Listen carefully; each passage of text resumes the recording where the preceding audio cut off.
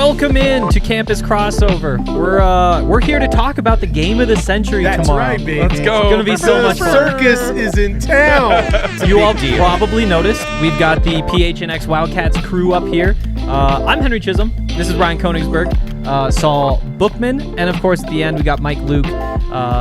First of all, how was the trip? How you guys liking Denver so far? It's pretty cool.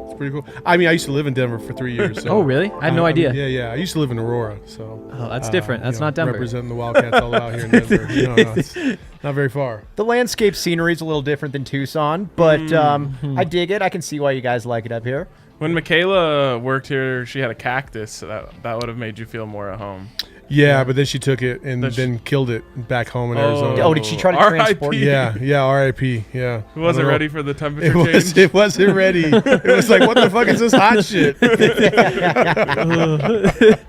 All right. We've got to dig in because there's a lot to talk about. Is there? There is so much that we all need to get off of our chests today. In case you guys haven't heard, Colorado plays Arizona tomorrow in Boulder. And what people are calling the game of the century. It should be a lot of fun. It's at 1:30. And let's just dig in. I'm just glad these guys are here because misery loves company. It's the resistible object versus the movable force. That's all it is. It's really perfect. First off, this is just a broad question. What scares you guys about Colorado? Wow. We're not talking about like avalanches and like no. Wildfires or anything like that. No, for the Buffs on the field, I would just say looking at the Texas A&M tape in their defense, that's the only thing that scares me. That's about it. I mean, it's fair. I think that if this team has like something in their bag that could really show out tomorrow, I feel like it would be the defense. It always worries me playing a Power 5 Division I team when you're on a 17-game losing streak. So that's basically what I would go. I'm going to go with a more broad-brushed approach than what Saul just went with. Yes. Do you know when that last win was, though? It was against Colorado. It sure was. We also had Khalil Tate back then now. Oh, my God. I still have nightmares about Khalil Tate. There is kind of a crazy stretch in the series where Khalil Tate went for like 300 yards rushing and 300 yards passing the next time. Yeah. I think there was like another game where he went Lindsay went for like 280 in a game. Exactly. Last year, Jarek Broussard on the Buff side, 301. Yeah. Who do you think is going to be like the guy tomorrow who's going to put up a big number? Go ahead. Jarek Broussard. Again? Yes, again. Dude, actually, so... Are you going to go with someone from Arizona? This is the one thing about Arizona that I have been pleasantly surprised with is that defensively, they have held their own in the first half of most of these games. And in the second half, midway through the third quarter, that's when the wheels kind of fall off. They get a little tired and they wear down because the offense hasn't really done much to help them out.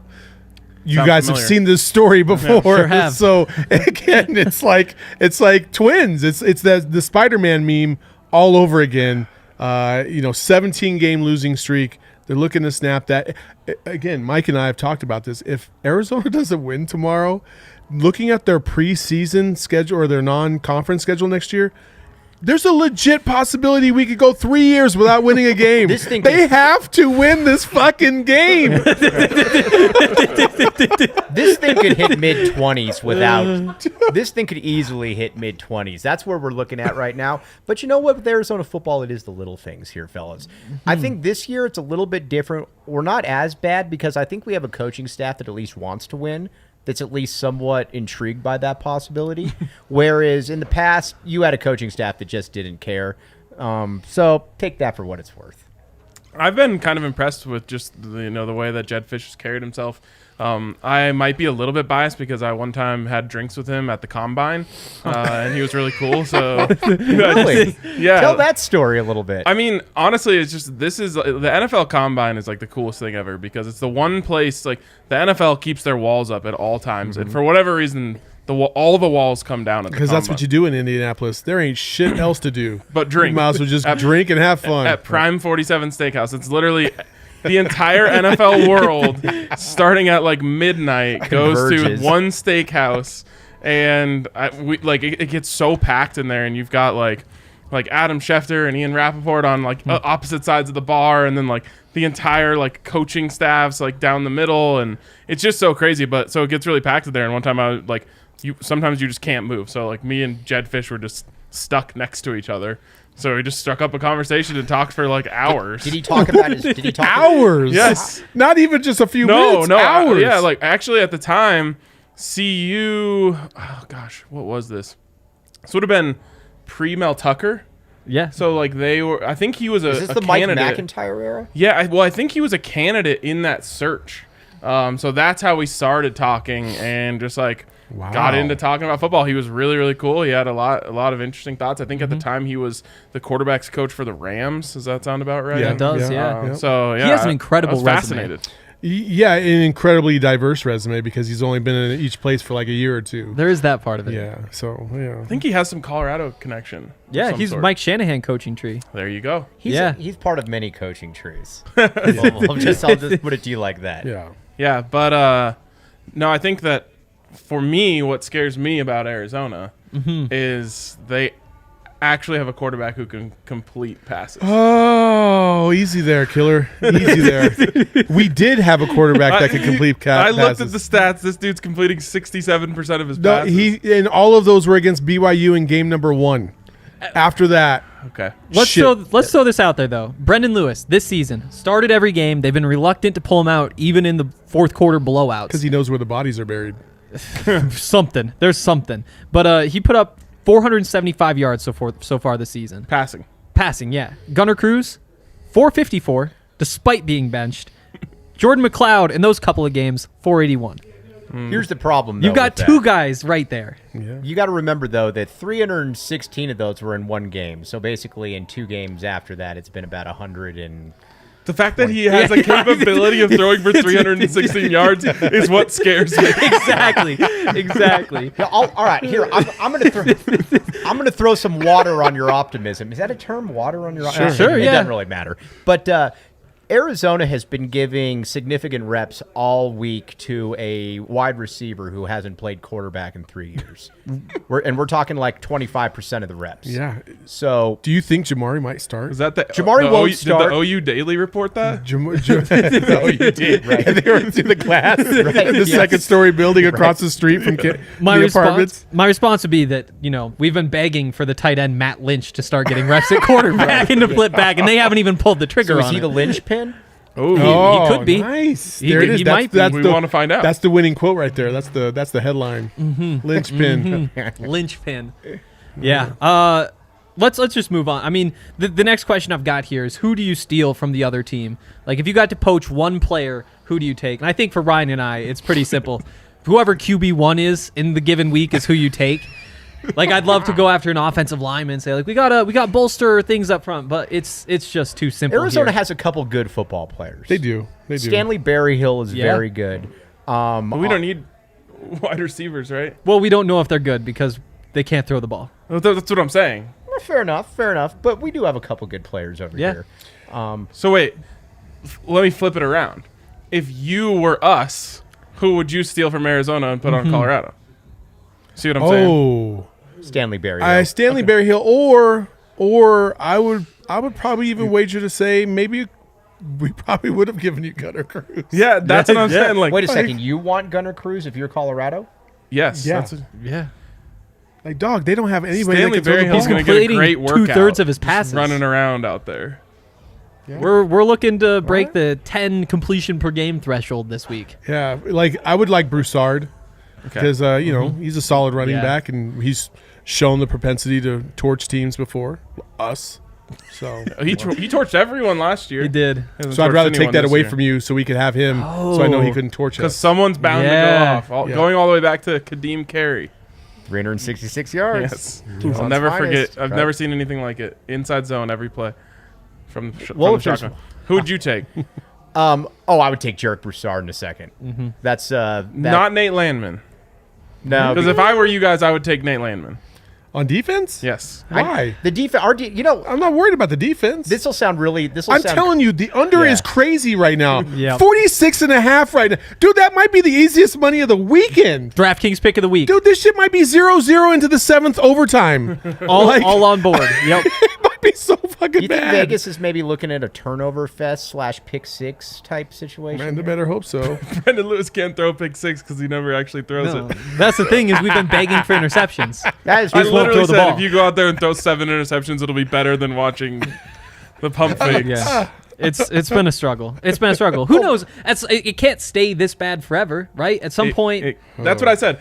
We were Henry and I were sitting here waiting for you guys, and I said, it's really hard to like even imagine a world in which I'd leave the game tomorrow like happy. Yeah. Obviously I want the Buffs to win. If they win, I will be somewhat happy. But like the only way I leave it like really like pumping my fist is if somehow, some way over the bye week, Brendan Lewis like figured it out and starts throwing dimes. So here's a question for you. What would you feel worse about right now as a Buffs fan? The fact that you're in the position you are right now, or if you would have beat Texas A&M and then proceeded to lose the games like you have after that? Don't you think you would have been like feeling a little – because that would have been ultimate high optimism after that point. Well, you got to remember Carl Durrell won Coach of the Year last year in the Pac-12. So you come out, you start 2-0 with a win over Texas A&M. Everyone's thinking like we're back. So yeah, Ipso that fall facto, from grace. you guys could have beat Alabama.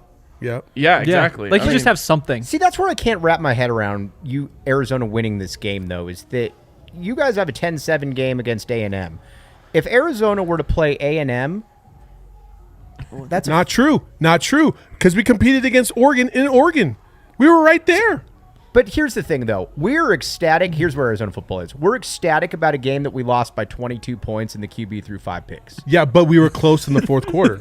We were close to the fourth quarter. Like Those weren't the stats until the end of the game. Yeah, like don't Saul, we ignore lost by 22 points. Ignore the final score. Those 3 quarters are the best quarters of Arizona football in 2 years. Hey, those 44 minutes and 45 seconds of that A&M so game you where the know Buffs what were it's in the like. lead. This is That the was nice. best. I love that. We're literally just trying to talk each other into why the other team, why your team will Hey, win. I'm going to side with Vegas on with. There's a reason that you guys are 7.5 point favorites, not us. Yeah, I'll be hitting So a take that. heavy emotional hedge on the Arizona money line. It's gonna be a lot of movement Hank, on who the, would on you the money take? line. Or if you were them, who would you take from Colorado? I think the Jarek Broussard case is good. I think the fact that the numbers aren't He's done there this nothing year, yeah. 50 yards a game, it's not ideal. Well, he's done nothing yet. The offensive line isn't good. The box is packed. The play calling isn't good. I mean, there's potential there. How bad has? And do you need Nate Landman to stop this offense? Yeah, obviously last year the Arizona had a historically bad rushing defense. Has it been that bad this year? Because that's the one way you could talk me into Colorado winning. No, the Arizona defense is legitimately not bad. It's not great, but it's not. Listen, Don Brown, the defensive coordinator for the U of A, is probably the most accomplished coach that the U of A's had in probably 25 years. I mean, he's one of the best defensive coordinators in the conference, if not college football. Chip Kelly talked about it. Carl Durrell talked about it this week, where he said he's a difficult guy to be able to game plan because he's multiple. He brings blitzes from all kinds of different angles. I mean, there's a reason that he was the Michigan defensive coordinator for 5 or 6 years. So they're legitimately not bad on the defensive side of the ball. Yeah, they're very fundamental. They don't lose technique very often. The only ways they get beat is because of legit talent. Right. They go up against dudes that are just better than them, but they're in the right positions for the most part to be able to compete. So on the defensive side, like I don't have too many complaints because I know what they have and they're doing the best they can. And they're keeping it close for the most part in these games, at least through the first half. And that's why, to me, like, again, I keep going back to this under, and I keep thinking it's going to be a really close game one way or the other, is Arizona is, first of all, smart enough to know that Brendan Lewis can't throw the football. So they're going to be able to put 8 guys in the box and just say, stop the run, and then see what happens. I have a feeling Colorado is still going to find themselves in a lot of From the U of A third and longs. perspective, this is when Brendan Lewis all of a sudden throws for like 600 yards, and you're like, what? So that's the one thing that can make me hype. You love to hear it, but it's what you love to hear. At the same time, though, like He's got an interesting stat, and forgive me, I haven't watched a ton of live Colorado Buffalo football. Nobody has. Correct. But I do have a question, though. You very rarely see a quarterback that in one game against a team in A&M that's, I think we can say, has some pretty good talent. They're inconsistent, but they got some good talent.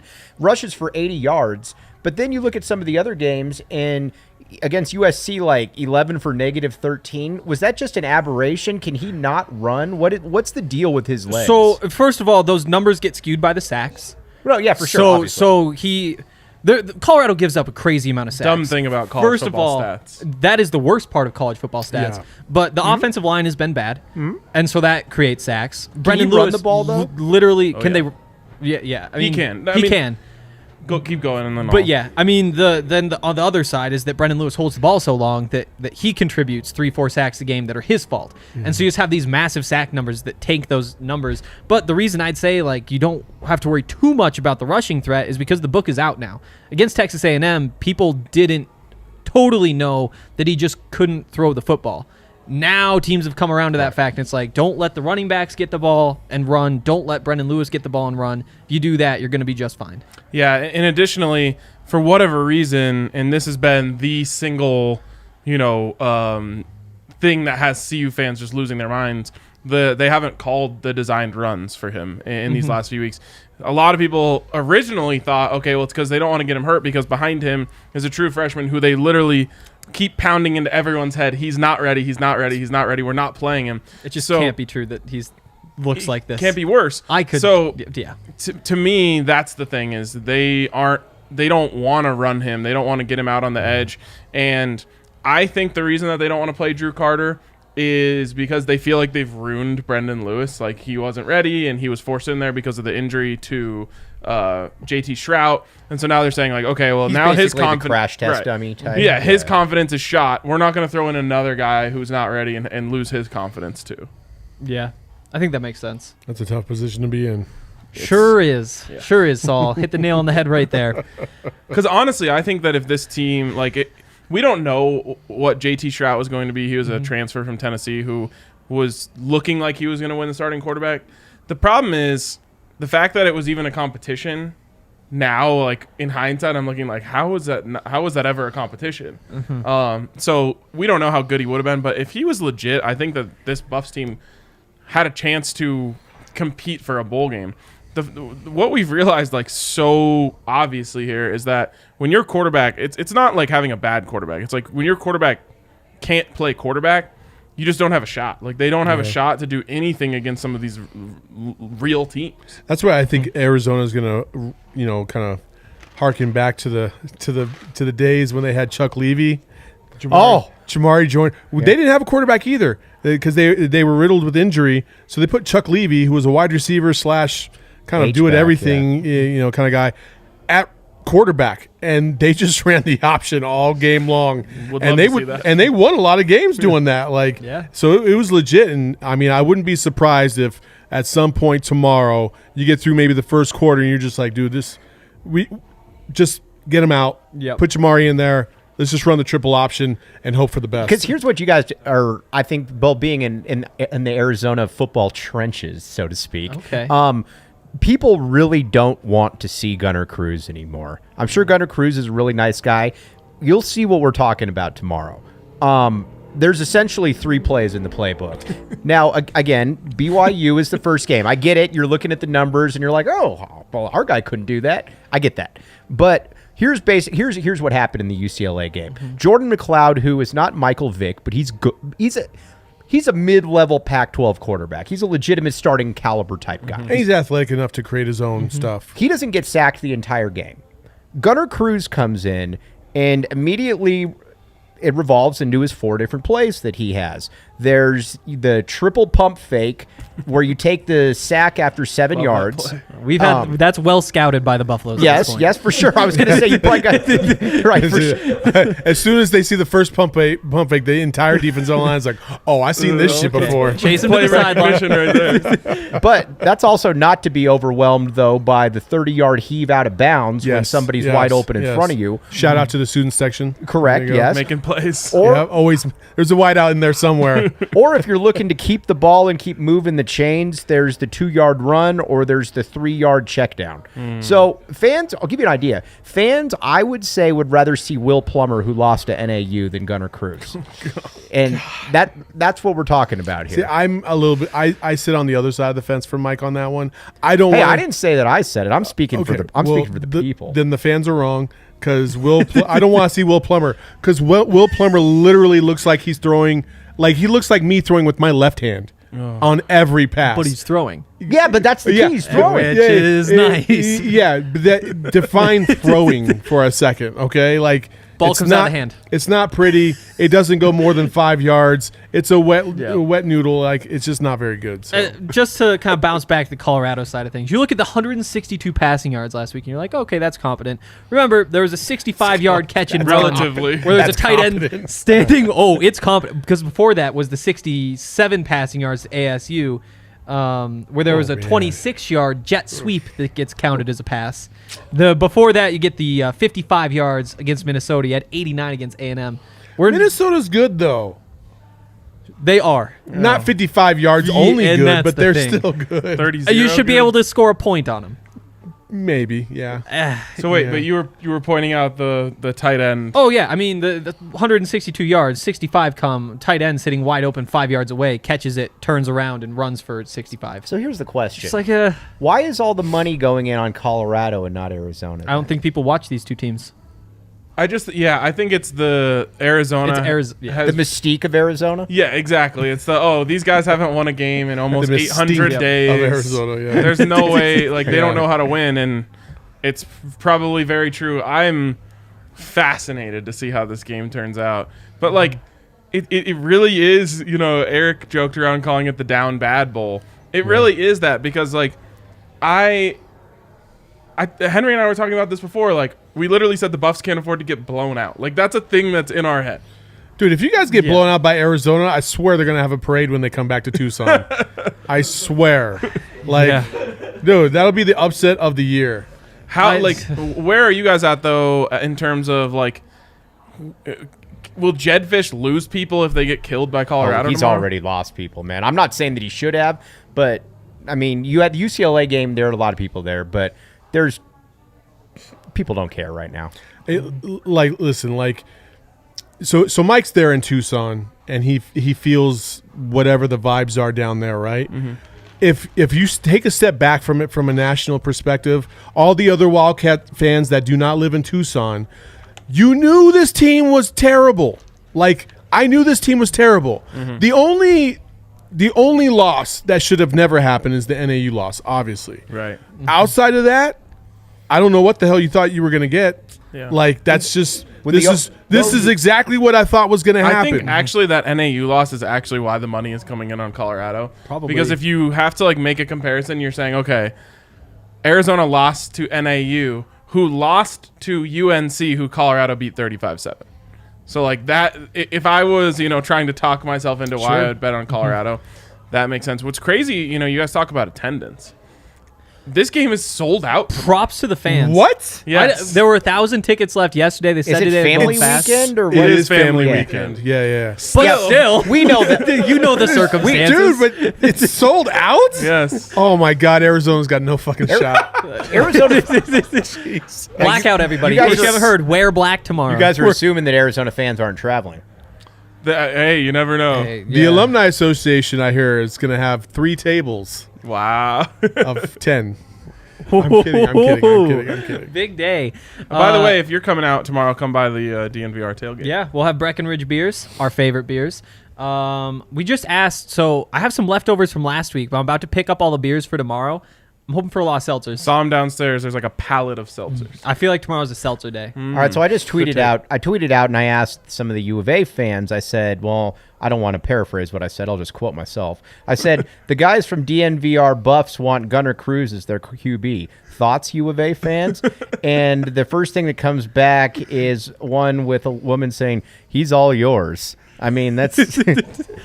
I mean, it's, it's... We want to hear in the chat. While we talk about Breckenridge Brewery, some of these things, let us know, who do you take as your quarterback this week? Gunnar Cruz or Brendan Lewis? Let us know in there. It just has to be so obvious. Hey. It has to be so obvious. I think they think the same thing because I they've been know. watching There's those guys. nothing- We've been watching these guys. It's going to be fun. There's nothing easy about this game. Again, though, you look at just team passing yards. Bottom 3, Navy, Army, Air Force, and then you've got Colorado at 100. They literally don't. They run the triple option all at they those do. three And schools. They throw the ball like 10 times a game. That's it. And there's Colorado 100 per game. Next worst in FBS football, San Diego State 121. And we lost. There's a to San 20-yard more. gap. And we right lost there. to San Diego State. We you got re- murdered you by realize San that we Diego were State. You look at total yards. It's 237 for UL Monroe, 239 for Colorado. What's your guys' record? Let me ask. 273 for Like you're UConn. actually making our point for us making right our now. point for us. Like you just said, like, oh, Colorado's so bad. They're only one spot behind the team that beat you by 30 at your place. Like it's not good. Oh boy. It's not good at all. Hey, regardless of which side you're on, you're going to want Breckenridge beers tomorrow. So definitely make sure you get your hands on those. If you need to figure out where to pick them up, you're not going to the game, use the beer locator on the Breck Brew website. It's a great tool. They're great beers. You can't go wrong. I feel like we're running out of lemonade seltzer days, so definitely get your hands on some of those. Also, we're going to give a shout out to our friends over at DraftKings. I think our consensus is we're taking the under on the game. Yes. Yeah. But what are you guys thinking on this spread? Arizona +6. Let me throw in the context. 8.5 points per game for Colorado against FBS teams. So does Arizona get that field goal? I think it's gonna come. It's gonna be close. Is I the really current am. line 6 right now? 6.5 was last I saw. It actually might move to 7 now that I think of it. Let me look. Right. Okay. Fair enough. I'll get the live look here. But here's all I'm going to say, and we were talking about this before the show to all the betting public out there. And by the way, if you're not on DraftKings, you should be on DraftKings. the best. 6.5. It's the best. 6.5. Okay. Okay. Here's the only thing that makes me a little bit worried, and this will be my DraftKings pick of the week.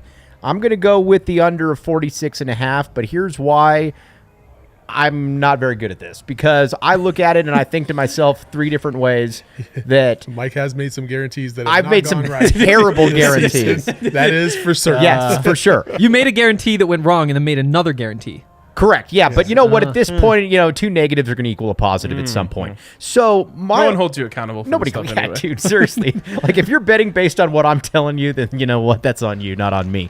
Here's my only point, though. Anytime you see a line where all 4 of us are like, "What in the world is that?" Just saying, people in Vegas, they know more than we know. Well, that's what we said on our bet show yesterday about the Bucks being 6.5 point favorites. They're like 90% of the money came in on the Bucks. Something weird is going to happen. The Eagles are going to cover this. What did they do? They covered it by covered- a half point on the back door. So Crazy. take it for what it's worth. That's my DraftKings pick of the week. Man, the over-under has changed from 46.5 to 46. Oh, Get in quick. They're So- listening. Yo, Oh, people are out there that like, was no. instantaneous Yeah, too. yeah. Screw that. Within about 20 seconds. Dude, Arizona plus 205. Oh man, it's really hard to not want to put money on Arizona right now, because I just believe that they could probably cover this. It's Arizona, man. I don't know. Last 4 just games, don't know. points for Colorado, 7-0, 13-14. It's a 6.5 point spread. Yeah. Okay, but conversely, like Arizona's last several games, it's like let's see, 34, 41, 21 NAU, 38 and 24. what they've given up. Yes. Colorado's lost 3 straight by 22 or more. All right. Are you trying to? We gotta stop We could do a this. full hour of just bad stat versus bad stat. I'm on Colorado plus or Arizona plus 6.5. I Sorry. do think it probably comes down to a field goal. Oh, so you guys how- are all back in the A on How this one. brutal would that be, though? Yeah, seriously. Like, how brutal would that be? Like, we're all 9-6. We're all on the edge of our seats, hoping that we don't lose this game to this other team that's equally as bad. Oh my gosh. Overtime would be poetic. I hope it goes to overtime. I love. There's a overtime. reason that Saul and I are up here, because we knew this was going to be a clash of the Titans. It's And gonna that's do. fair. It's gonna be an epic game. Game of the century. Like listen, we might be joking about this, but tomorrow at this point, we might be like, dude, That was a great game, man. what? And that's what we all need right now, What? right? Yes, we do. Yes. need a Don't we great all just football want a game. competitive football game? Listen, even Mighty Mites in Pop Warner will give you a good game. You know what I mean? Yep. They might not be the best of the best, but hey, I'll watch some 8-year-olds knock the shit out of each other. Like, I want to see the same thing tomorrow. Okay, so regardless of who you guys trust, make your pick, but make sure you make that pick with DraftKings. Download the DraftKings Sportsbook app now. Use the promo code DNVR. Bet $1 on any NFL game this week. Win $100 in free bets if either team scores a point. It's promo code DNVR this week at DraftKings Sportsbook, an official sports betting partner of the NFL. Must be 21 or older. Colorado only. New customers only. Restrictions apply. See DraftKings.com/sportsbook for details. Gambling problem? Call 1-800-522-4700. I didn't realize we had Pac-12 football tonight. I'm going to go in heavy on Oregon -7.5 first. By the way, listen to Sean Seeley right here. This guy knows what he's talking about. What's he saying? Final score 13. Cats 13, Buffs 17. It's going to be a low-scoring, ugly game. There you go. That's not low scoring. True. What? Who's Oregon? Shootout. Who's Oregon playing tonight? Cal. 13.5 point spread. Where? At Oregon. Yeah. I like Oregon. Yeah, I to like cover Oregon that. in that. I do cover too. that. I They're made a parlay 13 and a last half night. point favorites. And that on line the game. stuck, too. Especially after losing to Stanford the way they did. Yeah. Yeah, bounce back What do you game. think, Hank? I agree. But they're missing I their starting tailback though. I know, and that's why I talked Oregon? myself into Cal Yeah. last night. There was a DraftKings 50% parlay boost, 5+ leg parlay. So I built one last night, and I took Cal plus 13.5, but I regret it. What are you doing? Oregon. Yep. What are you doing? I know. Oregon, if they're losing, if they don't have their starting halfback, they have like 4 more 5 stars just waiting behind That's true. them. The big one for me. You guys are Arizona guys, so you might not like it, but Arizona State even odds with Utah Saturday night. See, I this is the love type Arizona of- State now. Utah's the type of team that beats Arizona State. Yeah. That's Vegas' Especially way. you- Go ahead, Zol. Go ahead. That's Vegas' way of saying Utah's going to win that game. Yeah. Seriously. Who's Especially even in their Utah. quarterback now? It doesn't idea. matter. It doesn't matter. When you see I'm telling you guys, I'm just saying, even though I made it my pick of the week, so I'm speaking out of both sides of my mouth. So either way, I can tell you guys I told you so. But when you see something like that, Vegas is telling you Utah's going to win that game. It's true. You know? I kind of feel like they will too. Arizona Really? State is bound to Arizona State at some point. That's what I keep thinking. Yeah. But outside of BYU, that's the other thing, though, that we do have to talk about. They did go to Provo, and they did get used to the environment, the field, whatever. Now they're going back to the same venue, basically, just 50 miles north to take on Utah. And so, I don't know.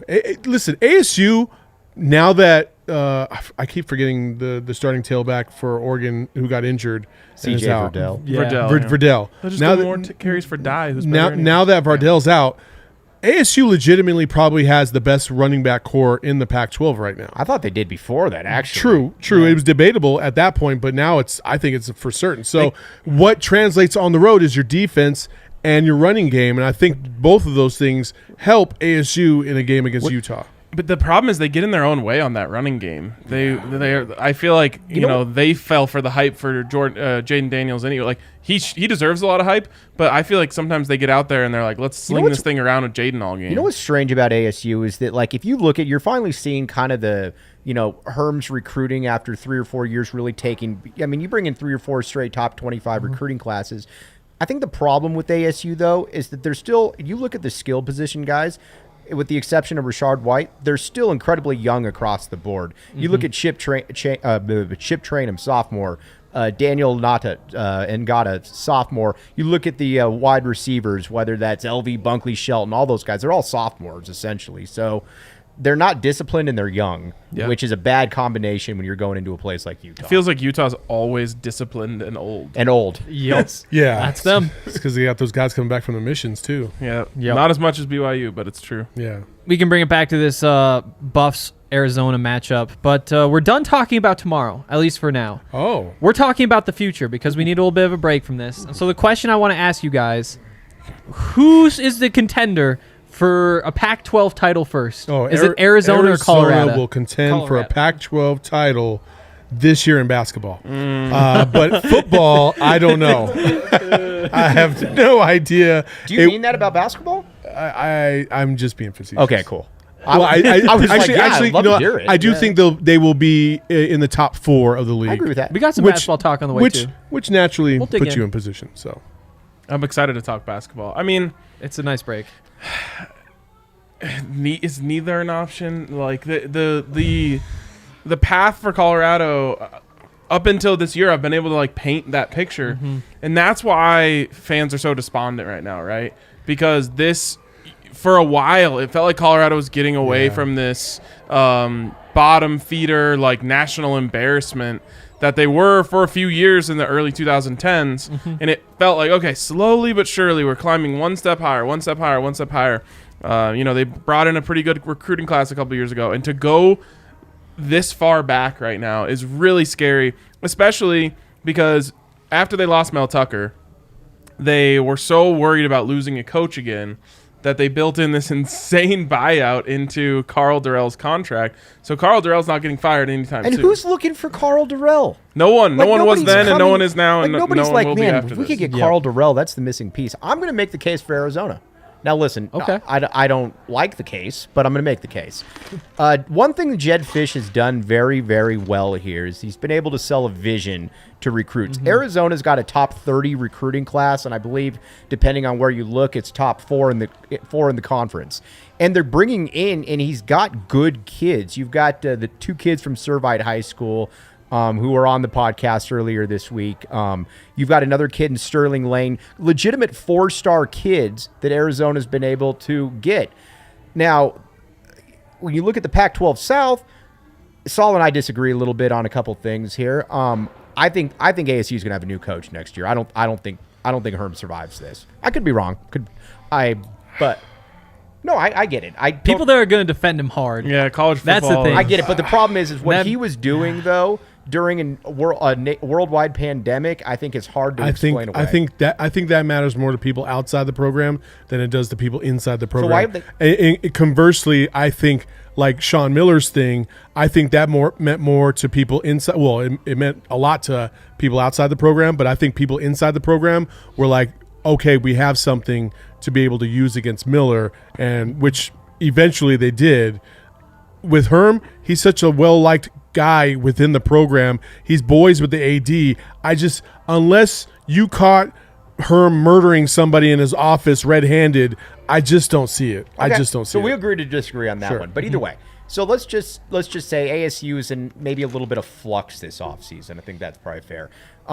UCLA hasn't been what anybody expected under Chip Kelly. I was totally wrong on that. I thought he would have them top 15 by I this think a point. lot of people did. Yeah. USC, I mean, who knows? They haven't had a good coach in who knows how long. So Utah is always going to be solid under Whittingham, but there's always I always feel that there's a ceiling to them and there's a basement. Absolutely. They're never going to win less than 6, but they're also probably not going to ever win more than 9. So if you're asking me to make the case for Arizona to come out of the South, there's my case. It's happened once before in the last 10 years. Maybe it happens again. And I'll say, if I'm making the case for Colorado, I just use history. Like, I just say, like, this is a team who has won the South before. This is a team who at least has some football tradition to fall back on. Heisman in a national championship. Heisman in a national championship, one of 25 schools in the country to have that. So, it's something we've been dangling on for distinction, actually. It is. It's something we've been hanging on for 20 years, though, saying, hey, one day we'll get back to this. And unfortunately, they've possible. gotten close, once. That's the thing about the South, though, is like it's so volatile. Yes. Like you can be a bottom feeder, and then 2 or 3 years later, you could be top in the Pac-12 South, as opposed to the North, where it's basically always Oregon and Washington. Right. It's always those two. Stanford every now and again gets a flash, but And it's it's not really solidified.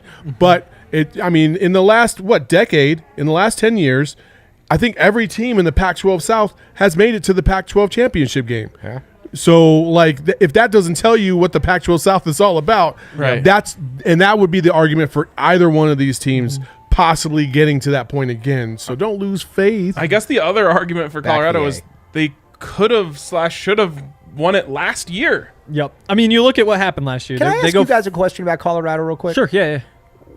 How much of a downgrade was it from Mel Tucker to Carl Durrell? And the only reason I ask that is because I watch Mel Tucker, and I'm not saying he's great, but his teams never seem to beat themselves. They always kind of hang in there. What has that transition been like? That's a good question. I mean, obviously, very different approaches.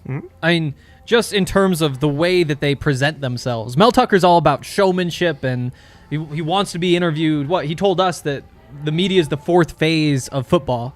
offense, defense, special teams, and media. He's out there. He's blowing everything up. He's trying to get the 5-star recruits and like make noise wherever he can. And I think that what comes with that is how is he seen 4 or 5 years from now? Do things somehow go wrong behind the scenes in a way that you're like, okay, here's what we're talking about. But that's to be determined. With Karl Dorrell, he's going to provide stability. I think that he is somebody who is very well connected. He's spent a lot of time on a bunch of different NFL staffs. He's going to bring in good assistant coaches. And like you even look at guys like Taylor Embry last year, who John Embry's son. So he had worked with the tight ends with the Chiefs and with the 49ers. Obviously, Kelsey, Kittle. Yeah, Chris Wilson's a good one. But then Embry comes in as a young guy, coaches the tight ends here for a year, gets a job in the NFL. I think you see some of that sort of stuff. Chris Wilson, a great defensive coordinator who he brings in. He's a defensive line coach for the Eagles. And so you have those connections. On top of that, like he played with Coach Josh McCown. So now Owen McCown is committed last year because Josh was hyping it up. And so I think that that's how you kind of build that. It's a very, I don't want to say like just purely like above board, but I don't even understand that though. I don't even understand why. Like, I've been to see you hundreds of times, and every time I leave that place, I'm like, this is one of the most beautiful campuses in the country. Like, they have everything they need to win here. Why the hell do coaches just want to leave all the time? It just doesn't make sense to me. Well, Mel's the first one that's left in a long time. But because that one, let's stick on that just for a second. That one was the one that surprised me, though, because he left Colorado, and I think this is to Saul's point a little bit, to a Michigan State program that at least at the time was in total disarray. It's not like he's leaving Colorado for Alabama. Yeah. But they can basically double his salary. That's what I was going to say. And on top of that, the funds that you can provide to the rest of everything that's going on. I mean, he wanted to do some other things. He wanted to build dorms specifically for student athletes, which is against the rules, but you find a way to get around it, whatever. And they were going to be basically a 5-star resort, and they're just like, we can't pay for this. Michigan State will pay for that. Everything he wanted to do was slightly against the rules, and that's why he was a lot better than Karl Dorrell. Right there, right? So, to answer your question directly, I think is a huge downgrade. That showmanship, that hype machine that he was able to create around Colorado football was really powerful, and it was working, and people were showing up, and people were excited for the first time in a while. It may have ended in scandal, and it may end in scandal for Michigan State too, because he wanted to do all the things that you have to do to win in college football, and all of us sitting here know that not all of that goes in line with the rules. So yeah, he wanted to build that, and he was told that his recruiting budget would triple at Michigan State. His salary was doubled at Michigan State. His assistant pool was doubled. So that's why he left.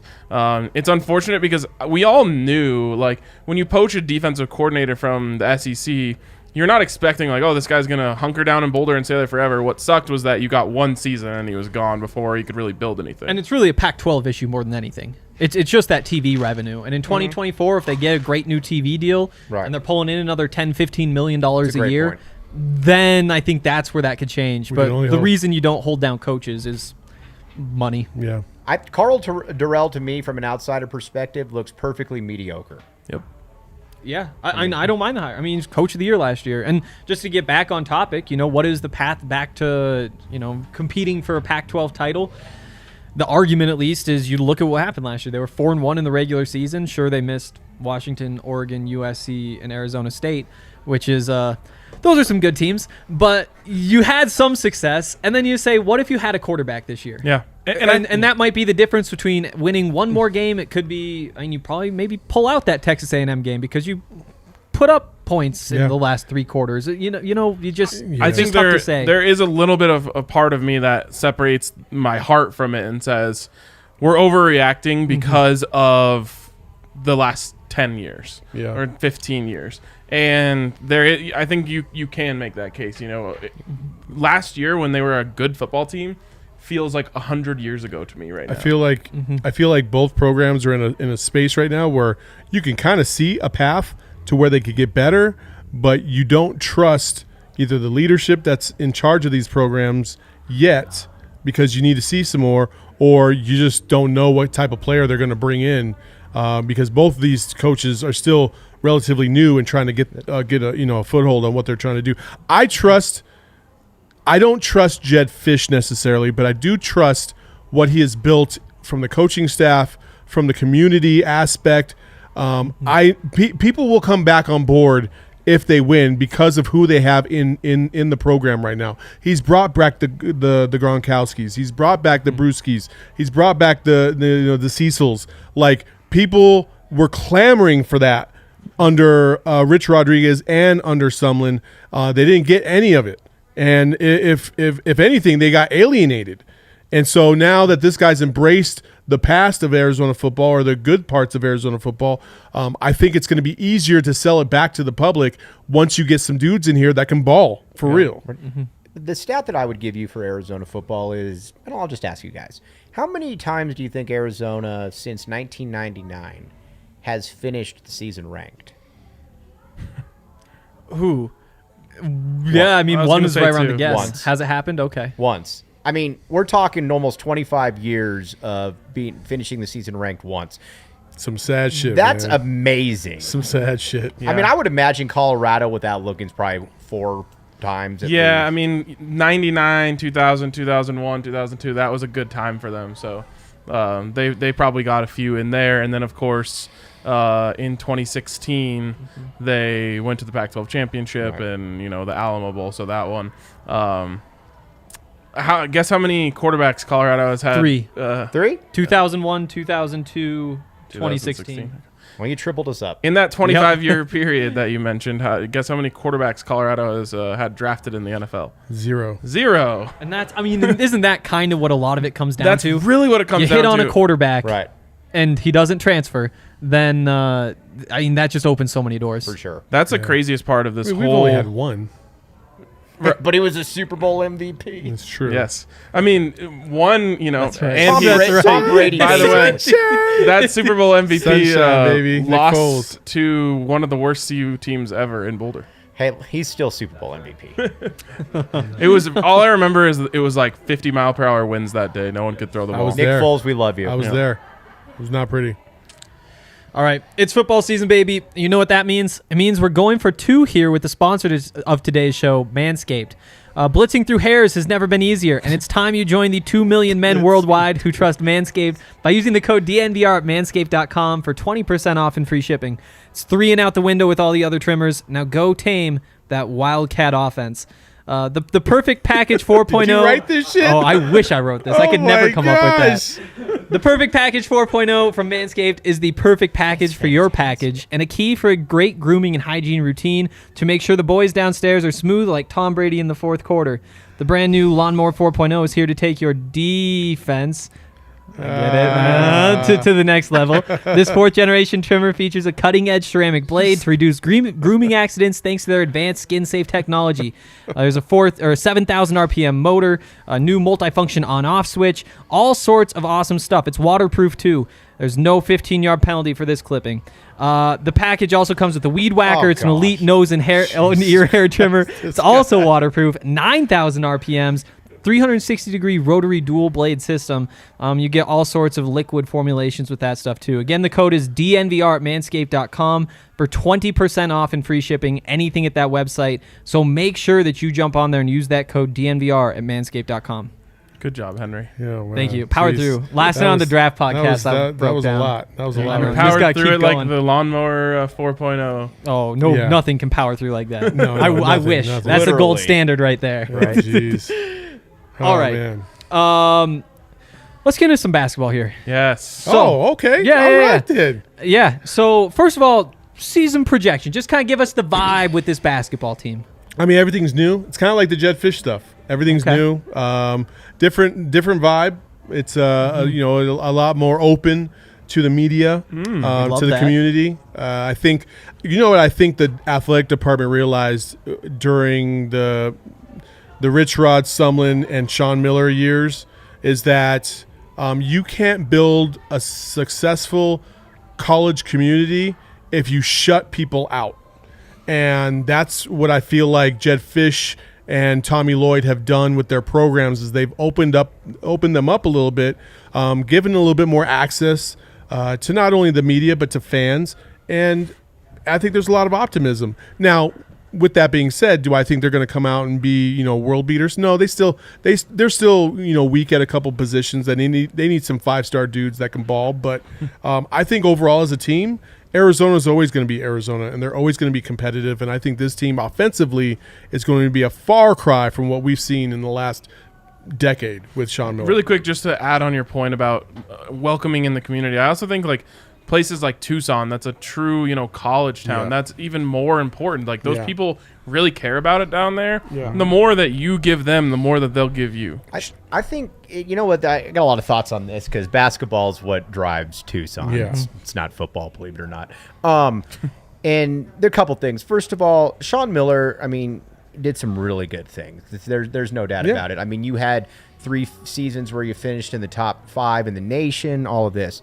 The problem, though, with Sean Miller and what caught up with him was not necessarily getting popped by the NCAA, in my opinion. It's that he was a jerk needlessly. He was, to me, my favorite player of all time in baseball is Barry Bonds. And for the longest time, I never really got it. Why is the media going after Bonds, but he's not going after Sosa and McGuire? Well, they're going after Bonds because Bonds was a jerk to them. Yep. The media is human just like anybody else. So when Sean Miller gets popped, just like Bill Self, just like some other people, these people look at it and they're like, that was the guy he was a total asshole to me. Yeah. Or whatever the case may be. So you never want to be mean. But it's also more than that, though. It's his absolute stubbornness to modify his own system because it started being inefficient. When you have the number 1 overall fucking pick in DeAndre Ayton and you can't design an offense to get him the ball down low in the post, you suck. You suck. Yeah. And Flat DA out. probably should have I seen don't give that a and shit not about your gone pack there. line defense if you can't get the number 1 overall pick the damn ball against Buffalo motherfucking Low. And the thing about it too, he's coming on the heel too. He's coming on the heels too of Lute Olson, who is by any measure the second best Pac-10 basketball coach of all time behind John Wooden. And he's running a thing like what Saul and I were Tad watching. Boyle number 3. What's that? Tad Boyle number 3, easy, and Kevin O'Neal number 4, most likely. Oh, shut the hell I'm sorry, KO. That's a shout out for you, buddy. my By the way, I gosh. had KO on the podcast on the live That stream. was a train wreck in itself. He was doing the live stream as he was driving on the 405. It's tough. True. But either way, Tommy Lloyd, though, is refreshing for a couple reasons because I think he's going to have far more of a Lute Olson type style and that he's going to get up and down. He's going to let his guys play. And I think on top of that, just if you're asking me how they're going to do this year, I think by the end of the year, I think they're going to be back in top 25. Okay. I think that Ben Matherin's an NBA player. Azuolas Tubelis is going to be 17-10. You've got other guys in Kerr at the point. You've got guys like Pella Larson from Utah. Again, it might be a little bit of a transition, but I think by the end of the year, outside of Oregon and UCLA, which I think are clearly the 2 best teams in the conference, Arizona's right there. Yeah. So How about you guys? I think standards are probably just a little bit lower. I think probably the goal this year is to make the tournament, and it's probably 50-50 that happens as of right now. So obviously that McKinley right last year, and for 4 years, that was the Felt like a 4th year decade. there. Jesus. Exactly. And when you lose somebody like that who's the face of the program, he's the best defensive player, he's the guy who makes everything on offense click, there's going to be a lot of nerves. And the fact that he was a part of like a 4-man recruiting class that really set the tone for that program for 4 years, and now you've got a lot of those guys gone, it just changes a bunch of things. And so they pull in, I think it's 5 freshmen. It's number 13 recruiting class in the country. So there's a lot of reason to be excited, but you guys play a lot of freshmen. There've been a lot of freshmen that get a lot of minutes at Arizona. At Colorado, it's been this crew that's kind of grown and grown and grown. Culture's about developing and teaching how to play defense and playing good team basketball and grinding it out. You guys obviously know a lot more about this than I do, but the one thing that I've always found interesting about Tad Boyle is it always seems like he's got like 2 guys. And whether that's George King, Spencer Dinwiddie, McKinley Wright, Tyler Bay, but it always seems like he's got 2 guys and then a bunch of filler. And that really doesn't. Is that a fair assessment? I think there that's was a couple fair. teams in there that had more Josh than Scott that. was another one. Yeah, there was a team that had, Spencer Dinwiddie and Askia Booker and Josh Scott all together. Oh, you didn't want to throw Xavier Johnson in there? No. I still hate What about Xavier Johnson. Sabatino Chen? I'm so happy he got dunked on big time by Aaron Don't Gordon. you dare try to. Chen sanity, baby. X-Man. That shot was good. bar none, 100%. What are you talking about? They had You talking to about come Skia Booker? No, he's No, talking about Sab. Sabatino Chen. Oh, yeah. Because that's right when Jeremy It was Lin after the buzzer. No, it was not. It absolutely was not. I was there, by the way, in the McHale Center that night. Really? Yep. Yeah. Yep. But it always feels, though, like I said, like he's got a couple dogs and then like a bunch of guys that are just meh. But then those guys are usually like juniors or seniors. They play really good defense. Yeah. They can knock down some threes. Right. And so while they don't provide the pop, and that's the difference now, is you now have this number 13 recruiting class in the country. It's like they're going to be making mistakes on defense. Are they going to knock down some deep threes too? Are they just going to make some plays that you're just not used to from freshmen? Like I told ASU fans when they got all freaking high on the hog last year, they're like, "Oh, we got a top 5 recruiting class. We got Josh Christopher and we got Marcus Bagley." I'm like, "You're still gonna suck." Well, Because you have a coach that doesn't know how to coach He's a fraud, them. yeah. I wouldn't say he's a fraud. When he was at Buffalo, he had more experienced players, so he was able to execute a system better at a higher level. When you have freshmen, there's a lot of coaching and mentoring you have to do to get them to a high level. And the good thing about that Sean Miller era was it always seemed like when there was a freshman that came in, there was another freshman that was an All-American that didn't live up to the hype and couldn't get drafted right off the bat. So they stayed another year to improve their draft stock. Yep. And so that helped keep the momentum going to a degree. Once that train left the station, then everything started to fall apart because you didn't have those guys carrying over because they thought they were so good. And that's the other thing is that Todd Boyle's very good. However he does it, he's much better than what we've had at informing kids of their true value at that moment so they understand if they do stay, they can actually improve their draft stock, and then it usually turns out to fruition. Yep. Whereas with Sean Miller, it was more of like, yeah, I think if you stay, you'll develop, but he never took the time to develop them. Like Raleigh Alkins, he was a tweener between a 2 and a 3. Mm-hmm. So why not work on his ball handling and shooting to make him more of a guard because he's too small to play small forward. Alonzo Trier should have been a point guard, should have trained him to be a point guard. Mm-hmm. All he was a scorer, only looked for his shot because Sean Miller couldn't train him to do anything else. Yeah. So it was just like those kind of things that really aggravate. One thing I'll say about Tad that kind of works in his favor is his system is very simple. It's defend your ass off and rebound the basketball. I mean, that's literally that is the system. They run one play on offense. It's motion. And that's a concern for this team is you know that the defense is going to be good. Yeah. The defense is going to be very good.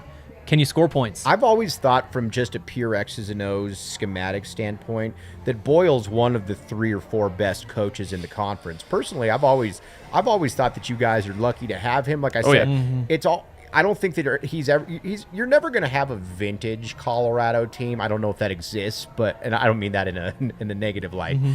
But I think for Colorado, he's pretty good for you. I mean, absolutely. Anyone who knows, I guess anyone who understands Colorado basketball on the whole realizes that Tad Boyle is arguably, if not the best coach in Colorado history.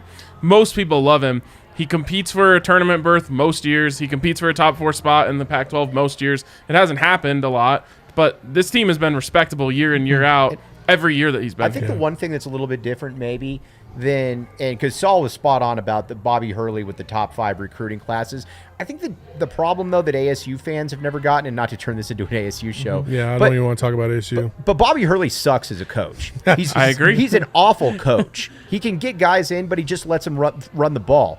If Tad Boyle ever got guys like Josh Christopher and Remy Martin, Alonzo Verge, he would take them to a much higher apex, I think. Oh, man. It's difficult with freshmen. You just never know. You never know what they're going to buy into, and it's hard when they know they're going to be gone in a year. Yep. And just to go back to the point you guys are making about the you tell them their value, and then they come back. Jabari Walker. In that 2020 recruiting class, he was the second highest recruit that didn't go declare for the draft last year. And so he's one of those guys who's right on that fringe. He's 6'8". He's bouncy. He shot 53% from 3 last year on over a shot and a half per game. 6 in the tournament. Yeah, he got hot. Tournament games. And so you have him down there in the post. And it's like if he stays out of foul trouble, there's kind of your focal point. You've got Eli Parquet back. You've got Evan Batty back, 2 really good defenders, an all Pac-12 defender, and Evan is a preseason all Pac-12 big guy.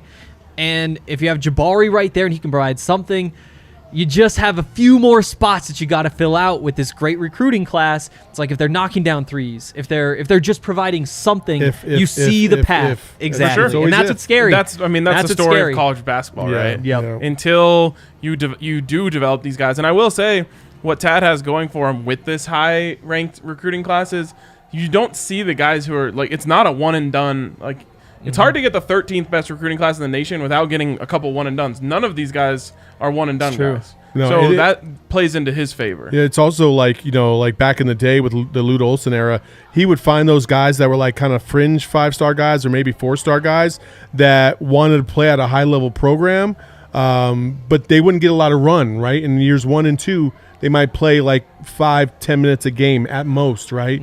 By the time they were juniors and seniors, they were solid contributors. But in this day and age of the transfer portal, you don't get that anymore. So those guys are like, I'll try it for a year because I want to play at a high-level program. Then when it doesn't fizzle, and when it fizzles out, they're like, okay, well, I'm going to go to Sam Houston State because I can start there. And so both coaches are in difficult positions. And I think it's almost impossible to be a head coach right now in college basketball. But that's why they get paid the big bucks. I'm looking at your guys' recruiting class right now. This is perfect for you. Lawson Lovering. Yep. Great name. Nasty. 7 foot, 220, number 63. By the time he's a junior, he'll probably flirt with all conference status.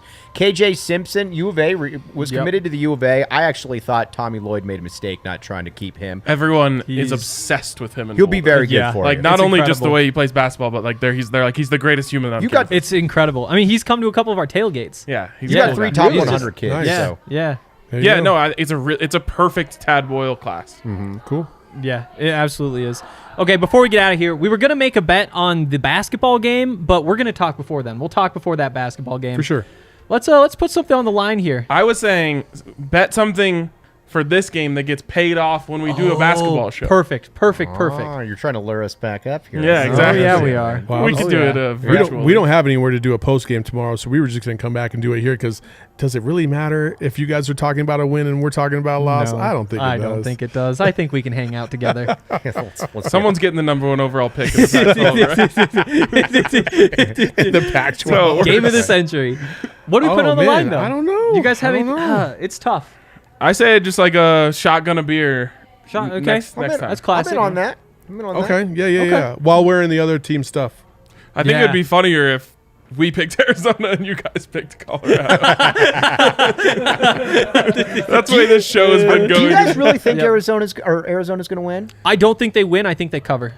Yeah, That's what I've decided. I'm with that. I'm more confident in the cover than the CU win, though. I'm so scared of how we're going to score points. But there's part of me that thinks we You can guys stop deep y'all down from think scoring points. Arizona's going to win. I sense some hesitancy right I'm just there. so happy we can do that for I you. sense some hesitancy. You deserve right I'm there. definitely hesitant. Yeah, I don't have to hide that. Yeah. Yeah. I don't think I'm confident either way. I couldn't tell you anything. I All got right. distracted Well, for a we'll second. stay on our own sides Okay. here. I'll go Colorado 17-10. Okay. We're still betting a shot. We're Yeah, shotgunning for a beer to the losers. Yes. right. I'm going to take Arizona. You're back Score? in the A. I'm I going to like say it. I'm going to say 6-3. Arizona. 6-3. Luke Haversick will finally redeem himself.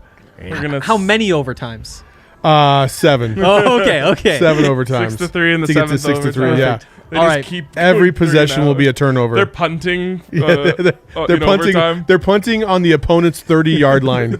Oh, David Shaw's not coaching either one of these teams. Oh, I mean, What do you got? What do you got?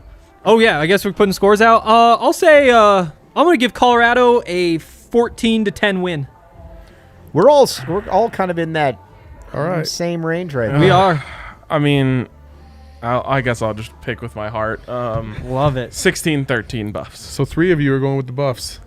Wow. My head is telling me otherwise, but Wow. I will say this: if Gunnar Cruz throws for over 250 yards, we do win the game. you know what? No, because I've been saying it all week. They're going to lose, so it's the other way around. 16-13 Arizona. That's all it took, huh? Yeah.